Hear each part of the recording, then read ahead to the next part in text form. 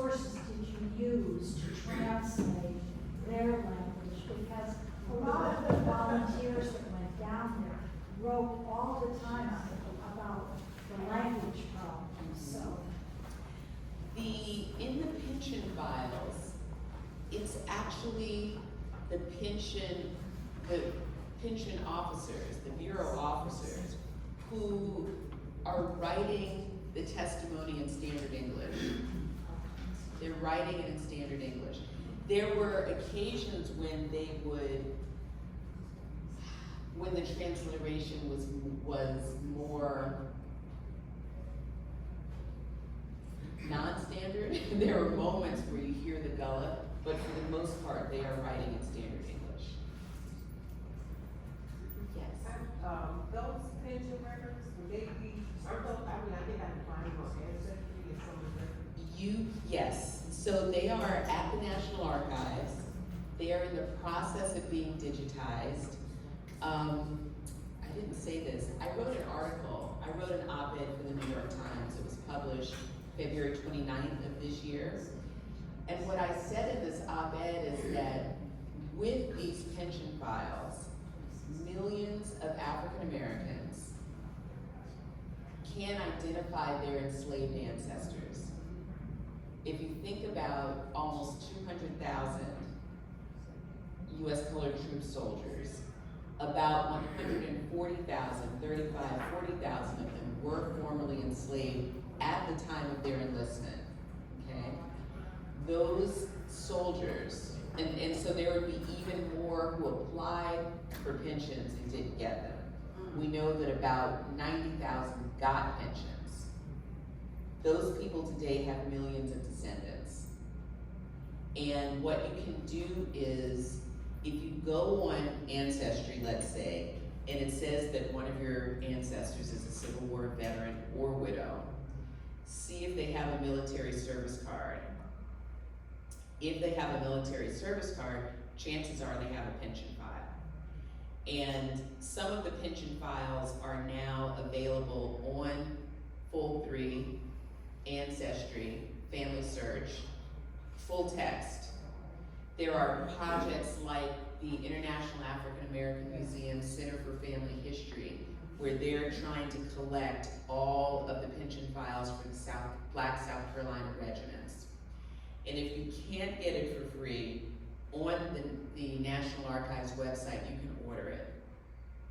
And you know, back in the day, you had to go to DC, and you had to wait in line, and you got 7 pulls a day, and you had no idea if, you know, your ancestor actually had a pension file because none of that had been digitized. So now you can request it, and they will email it to you. Yes, ma'am. It was good to get a different perspective of Harriet Tubman as more than a conductor on the Underground Railroad.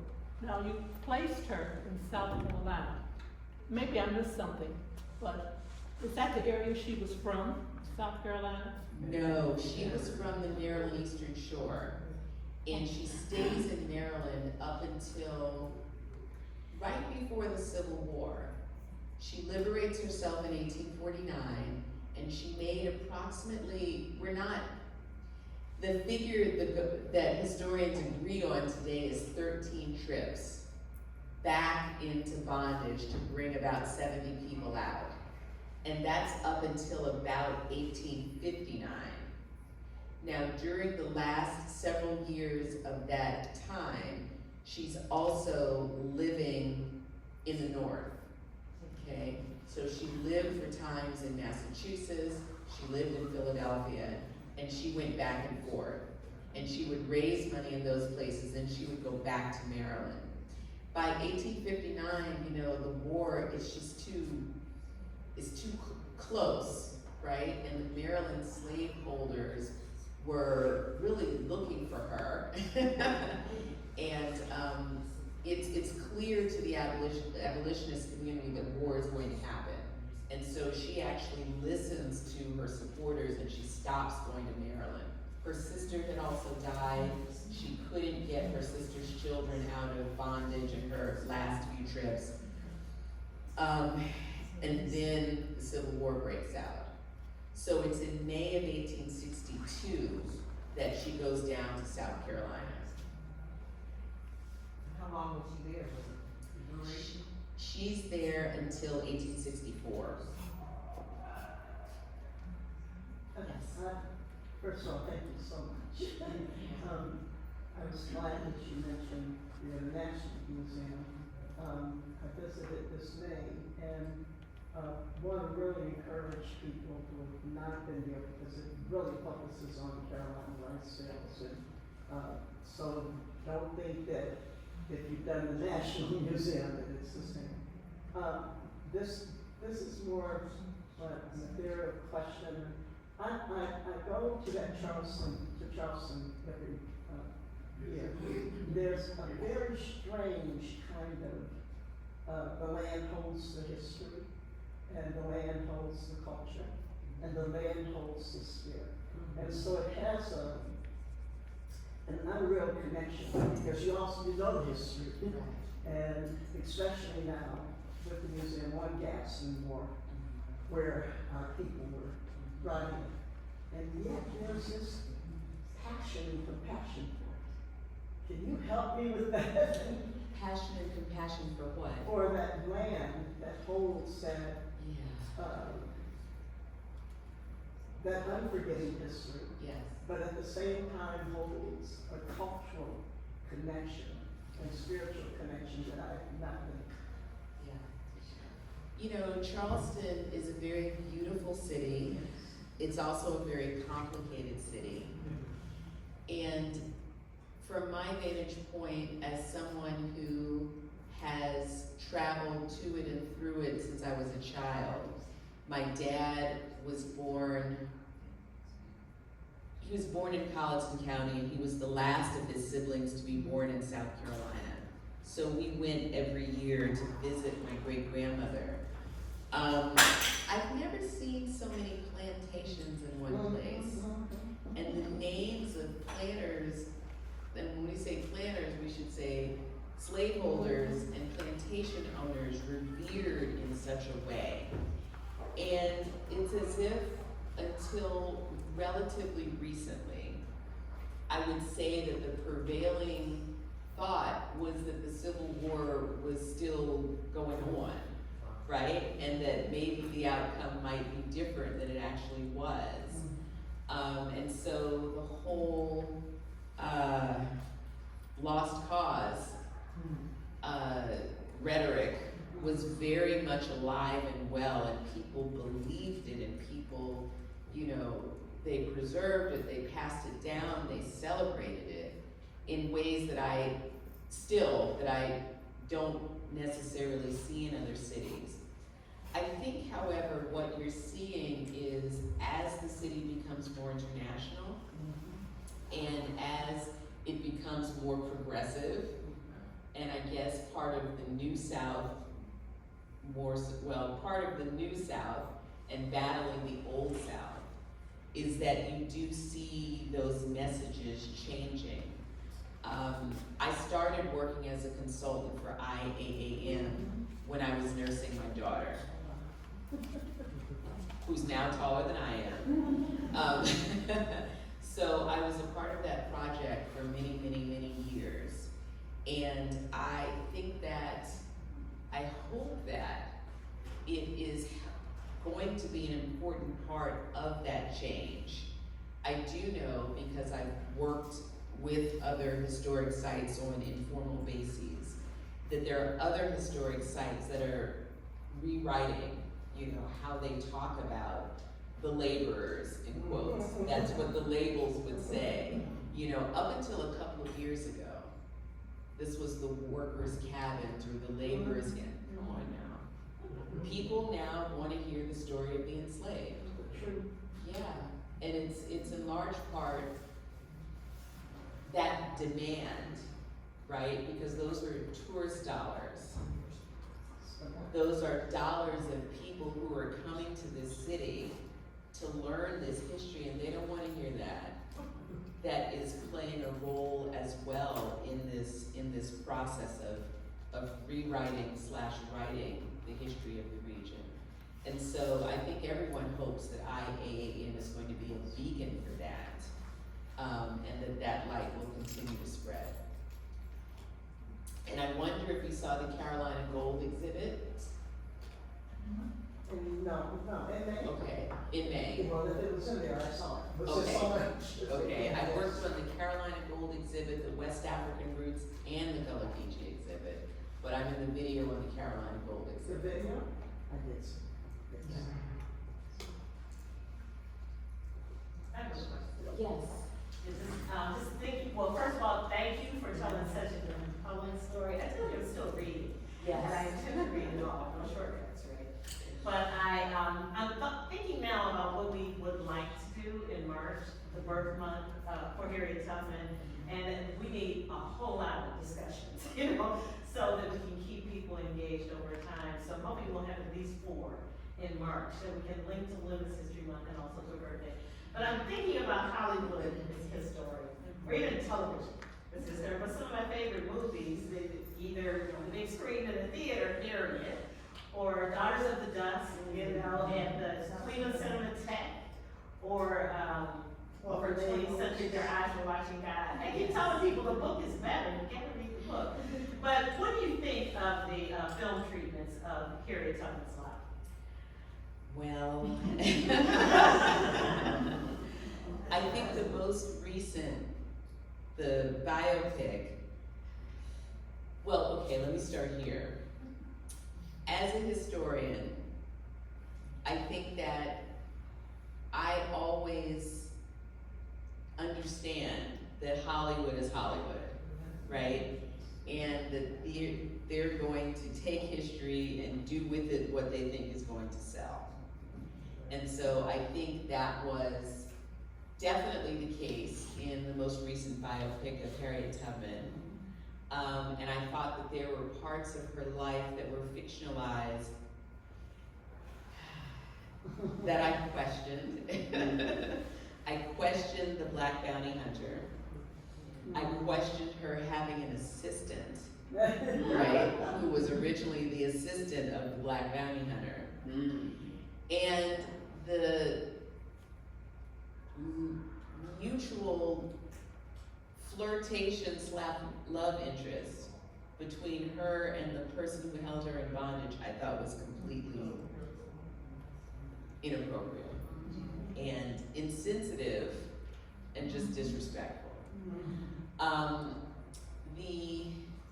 And I'm saying this, but I will also say I understand that the role of the film, and I was talking about it with our couple here from Youngstown, the role of these sort of popular cultural treatments of history, sometimes it brings people in. That's when they actually are valuable, that they introduce a subject to people, or they make the viewer curious and want to learn more. So then maybe they'll go to the library or go on Amazon or whatever, go to their local Black-owned bookstore and buy a book on the topic. Some people start with the book and then they see the movie. Some people start with the movie and they're not gonna get the book unless they see the movie. And some people only see the movie. So I think they can have value in helping to reach a broader audience, and we only hope that the audience doesn't stop there, that they go much deeper and actually learn the facts. For my purposes, the final scene of Harriet was of the Combie raid, and it was completely wrong. It was completely wrong. You know, she's standing in a Union, it's like a blue coat that the USCT officers would wear, but it's a dress. So she's got on her coat dress, and she's commanding these rowboats that are all in a line up the river. No, it didn't happen like that. And you see several white men who look like they're not dressed you know, in Confederate uniform, and they look kind of banged up, and they're skirmishing with the black, no, it didn't happen like that either. And the Combee did not, it didn't look like that. So I think there's a lot of room for another movie. And one that because the story itself is so dramatic, right? The story is so dramatic. We don't have to Hollywood it up. We don't have to have Harriet, and someone wrote a book about this, Harriet having an affair with one of her spy scouts and pilots. We don't have to go there, right? We don't have to, I think, try to tarnish her legacy in that way. The story, there's really enough drama on the Combee to make the story interesting and appealing to the average person. Yes? Did I hear you say she had a second husband? She did, yes, I've yes. never heard this before. She remarried after the war. It's possible that they encountered one another during a Civil War battle. And why am I not remembering the name of the battle at the moment? I'll look it up. He fought in the battle. We don't know for sure if Harriet Tubman was there, but her biographers think it was possible.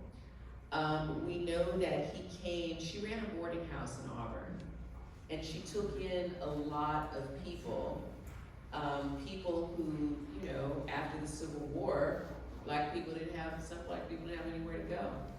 So he came to her boarding house and he lived there for a while, and then they married. I'm trying to find this. It's amazing that you did so much and never learned to read. Yeah, she never learned.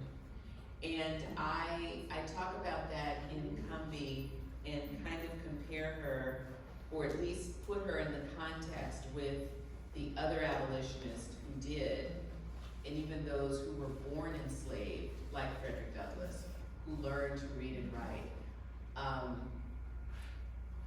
And they had a very special relationship, Harriet Tubman and Frederick Douglass. You know, Douglass says about John Brown that he would give a lecture for the slave, and John Brown would die for the slave. Well, I think we can say the same thing about Harriet Tubman. You know, she would put her life on the line, and she did time and time and time and time again. So even though she couldn't read or write, and she couldn't write her own story the way that Frederick Douglass could and others did, she was willing to risk it in ways that they weren't. Can you tell me the difference between the spelling of your book and the spelling of the city? And the spelling of the river. What makes it different? Well, I love that question. What's the question? Tell me the difference between the spelling of the title of the book and the spelling of the name of the river. So I would say there's no difference. However, Combee comes from the primary sources. And what I'm doing in the book is I am following the freedom seekers. We start with the raid, then we go back in time to look at their lives in bondage. And then the raid happens, and then we follow them to freedom. So one of the groups that I follow, and I talked about the men ages 14 to 70 who joined the 2nd South Carolina Volunteers the morning after the raid. There's also a group of people who didn't join, right? Women, children, elderly and disabled men. There were also men, one man was 70. Let's just meditate on that for a minute. There was a large number of 50-year-old men. The 70-year-old man served a year and a half. Many of the 50-year-old men were discharged pretty quickly, 90 days. Those men were sent back with the women, children, disabled, and elderly men. Once the men were discharged for disability, they're sent back. And they were taken and sent back to what's called Port Royal Plantation. And so I talk about the refugee camp that was at Port Royal, and I'm tracking the people who were there, who, you know, were on the Cumbie plantations, they escaped in the raid, they're sent to Old Fort Plantation in Port Royal. There's a woman there by the name of Leah, and this is a Massachusetts teacher who is running the school at Old Fort Plantation and talking about the people who she's meeting, and that she's teaching them, she's teaching their children, including the 70-year-old man after he gets discharged. And she writes about this woman whom she calls Aaliyah, who is knitting as she walks to the fields every morning. She's got something on her head with her yarn in it, and she's knitting while she's walking. And the woman, Elizabeth Botum is the teacher, is completely enthralled. So one day she catches up to the woman and she says, "What are you doing?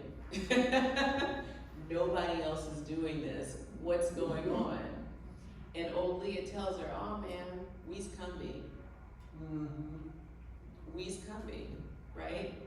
They were settled among refugees from different places, from the Sea Islands, as the US Army would go out in the Sea Islands.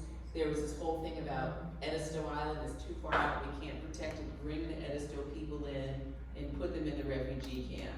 Sherman comes through, and this is later. And so the Sherman people who are following, Sherman are brought into the same refugee camp.